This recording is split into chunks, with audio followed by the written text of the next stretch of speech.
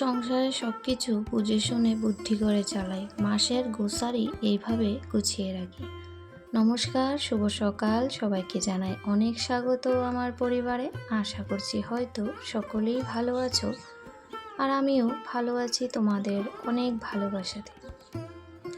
তো এই যে সকাল সকাল স্নান টান করে চলে এসেছি ছাদে, কাপড় চোপড় ধোয়া কাচা হয়েছে, সমস্ত কিছুই মেলে দিয়েছি। আর ছাদটাও কিন্তু আজকে সুন্দর করে ঝাড় দিয়েছি, সেটাই দেখাচ্ছিলাম। তো বৃষ্টি হলেই নোংরা হয়, আর গাছের পাতা তো আছে অবশ্যই। আর সকালবেলা এই গাছগুলিকে না দেখলে সকালটাই যেন শুরু হয় না। আর পাখিদেরও সঙ্গে চাল দিয়ে দিয়েছি, কারণ ওদেরকে চাল না দিলে ওরা কিন্তু আমাকে দেখলেই উড়ে উড়ে আসে।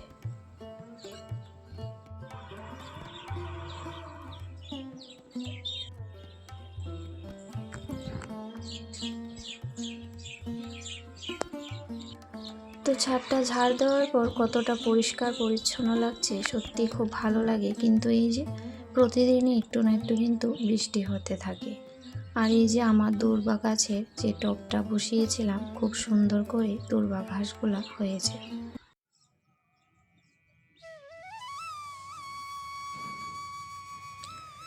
আর আজকে এই নতুন যে জবাটা সেটা কিন্তু ফুটেছে আর একটা, তো খুব ভালো লাগছে। ফুলগুলো এখন উঠিয়ে চলে যাব ঠাকুর ঘরে। তো ফুলটা তুলতে এসে একটু সময় দিলাম তোমাদের, যেহেতু সকালটা ছাদ থেকেই শুরু করেছি। আর গোলাপগুলি এত ফুল ফুটেছে, কদিন তো আমি পূজা দিইনি, তো অনেক ফুল ফুটে পাপড়িগুলা ছিটিয়ে গেছে। আর দেখো, এক সাজি ভর্তি হয়ে গেছে ফুল, আরও কিন্তু গাছের মধ্যে রয়েছে। এতটা ফুল দিয়েছে, কত ভালো লাগছে। আকন্দ, তারপর মোটামুটি নীলকণ্ঠ, বেলি ফুল সব কিছুই ফুটেছে। আজকে কিন্তু সম্পূর্ণটাই ছাদ বাগান থেকে ফুল তুলে পূজা করা। তো আজকাল বেশি বাইরে যাচ্ছি না, যেহেতু সকালে বৃষ্টি হয় আর কি। তো এই তো চলে এসেছি, এসে আমার জন্য এই জিরা জলটা করে নিলাম, আর এটা খেয়ে নিয়ে নিলাম। আর সবাইকে চা করে দিয়েছি।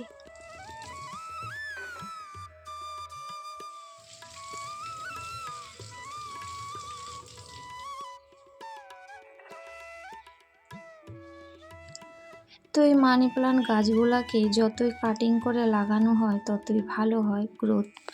তো জলে লাগালেও কিন্তু বেশ ভালো হয়, কিন্তু কেন জানি না আমি রান্নাঘরে যে যতগুলা গাছ রাখি সেগুলো ভালো হয় না।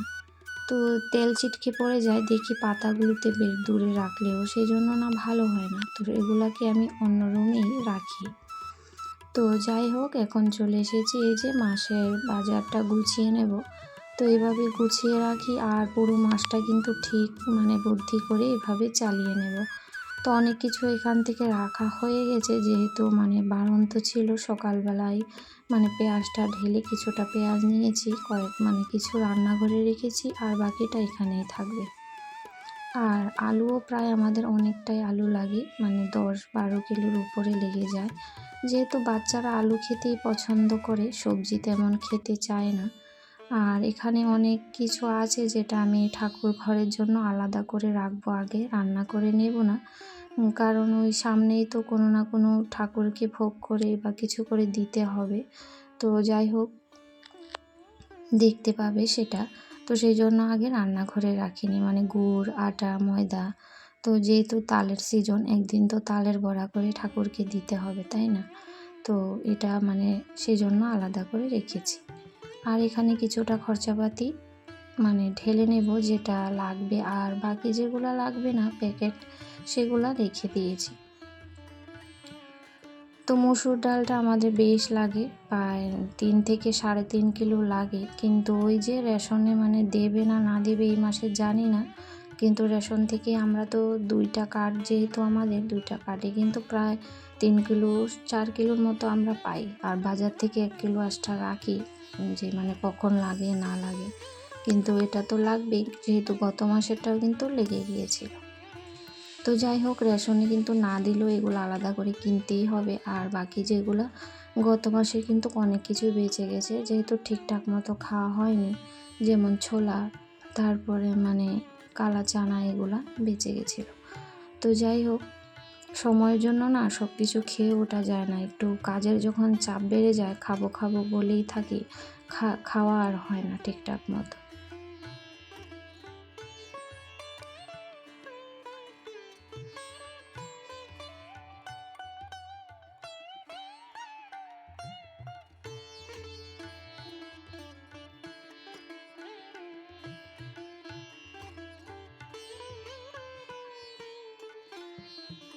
তো এভাবে রান্নাঘরের সমস্ত জিনিস খুব সুন্দর করে গুছিয়ে রেখে দেব।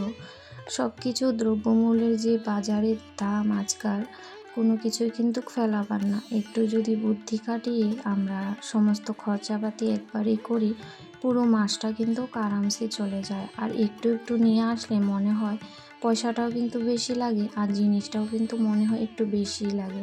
যেহেতু এভাবেই মানে আগে করতাম, তো ভাবলাম না একেবারেই খরচাপাতি মাসেরটা মাসে করে দেখি না কি হয়।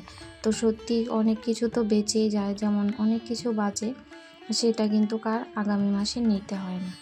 তো যাই হোক, চলে এসেছি এইখানে রান্নাঘরে। তারপর এখানে মাসি হয়েছে কুমড়োর ডাঁটা নিয়ে আসছে, তো সেটা রান্না করছি আর কি, আলু দিয়ে নিরামিষ করব।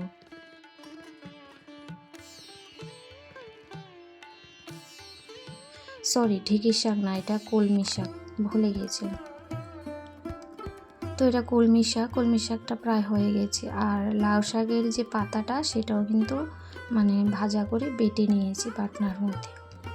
তো পাতা এরকম বাটাবুটি না ভীষণই ভালো লাগে, ভর্তাগুলো আর কি।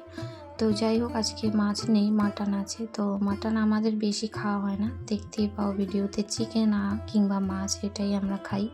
তো আমাদের ঘরে সবাই খায় না, মা খায় না আর কি।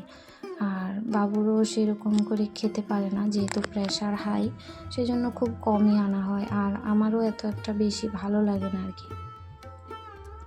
তো আগে মানে ছোটোবেলা থেকে কিন্তু আমি মাটন খেতাম না। তারপর যখন আমার বড় ছেলে মানে হবে, মানে প্রেগনেন্ট ছিলাম, তখন মানে খেতে ইচ্ছে করেছিল। তো তো খেতেই হবে, তো তখন থেকেই মানে খাওয়া শুরু করেছিলাম আর কি। তো যাই হোক, এখন আবার মানে ভালো লাগে না আর কি, বেশি বলতে পারো, এই 2-1 পিস খাই। আমার কিন্তু প্রেশার আবার লো আছে, তো পাঁঠার মাংস খেলে নাকি যাদের প্রেশার লো তাদের ঠিক হয় শরীরটা, এটা মানে কথাটা ঠিকই, যখন খাই একটু হলেও বুঝি যে শরীরটা একটু ভালো লাগছে।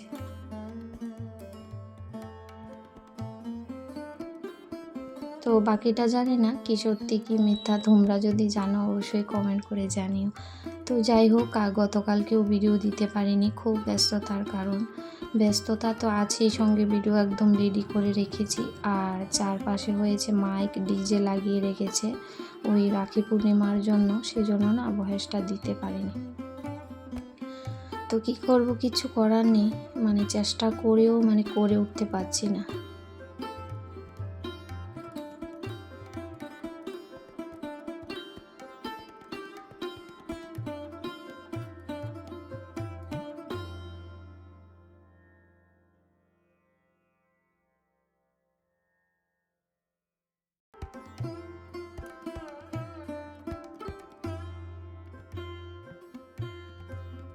তো একদম চলে এসেছি একেবারে সন্ধ্যায়। আর সন্ধ্যায় বানাবো আজকে ফুচকা। আর ফুচকার জন্য সমস্ত কিছু এদিকে তৈরি করে নিয়েছি, আলু সেদ্ধ করে মশলাটাও ভেজে নিয়েছি, ভাজা করব। আর এখানে কিন্তু ফুচকার পাঁপড়টা ভেজে নিচ্ছি। আর সে সময় লাইটটা চলে গেছে। যখনই কিছু বানাতে আসি তখন তো লাইটটা যাবেই, এটা পণ নিয়েছে লাইটটাও। তো যাই হোক, এরকম সন্ধ্যার সময় ফুচকা মাঝে মাঝে ভালোই লাগে। তো মাও খেতে না ভীষণ পছন্দ করে, সেই জন্যই বানাই।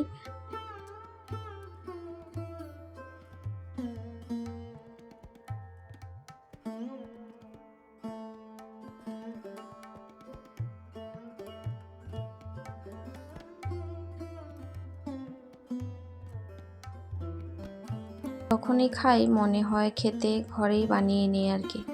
আর শীতকাল হলে ভালো লাগে বেশি, কারণ ওই যে ধনে পাতাটা থাকে আর কি। তো যাই হোক, এখানে পুদিনা পাতা আর আদা কাঁচা লঙ্কাটা একটু বেটে নিয়েছিলাম, যেটা জলের সাথে মিশিয়েছি। তো যাই হোক, এখন এই যে আলুটাকে ভালো করে মাখা করে কিন্তু ওই যে মাকে প্রথমেই দিয়ে দিলাম।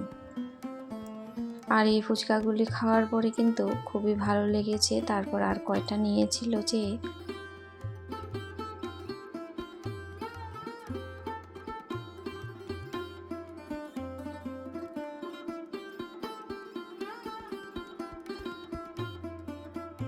তো আমার ছোট্ট সোনা কিন্তু একটুও খায়নি, ওর মুখের মধ্যে কি হয়েছিল খেতেই পারেনি। তো একটা না দুটো আমি জোর করে এভাবেই মানে দিয়েছিলাম শুধু আলু দিয়ে।